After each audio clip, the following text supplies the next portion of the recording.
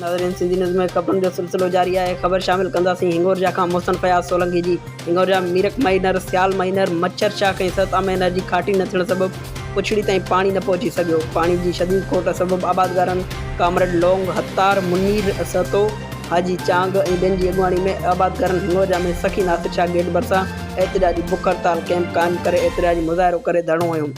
आबादगारनि सहाफ़ियुनि सां ॻाल्हाईंदे चयो त केतिरनि ॾींहंनि खां मीरक माइनर सियाल माइनर सता माइनर मच्छर माइनर जी घाटी न थियण ऐं पुछड़ी जी आबादगारनि ताईं पाणी न पहुचण सबबि पोखियल फसल ऐं बाग़ा सड़ी रहिया आहिनि ऐं केतिरनि ॾींहंनि खां आबादगार एहतिजाज करे रहिया आहिनि, पर कंहिं बि चूंडियल नुमाइंदे या इरिगेशन जे कंहिं बि अमलदार जे कननि ते जूअं नथी चुरे ऐं कंहिं बि नोटिस वठण जी ज़हमत न कई आहे। उन्हनि सिंध हुकूमत ऐं इरिगेशन जे मिनिस्टर खां घुर कई त फौरी तौर ते नोटिस वठी मीरक माइनर सियाल माइनर सता माइनर मच्छरवाह जी घाटी कराए पुछड़ी जी आबादगारनि ताईं पाणी पहुचाए वञे, आबादगारनि खे नुक़सान खां बचाए आबादगारनि मां बेचैनी ख़तमु कई वञे।